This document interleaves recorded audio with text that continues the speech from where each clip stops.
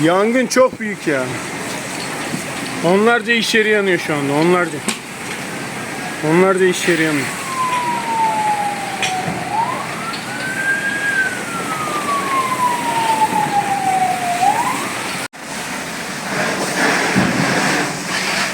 Vakıfköy'de çok büyük yangın var ya.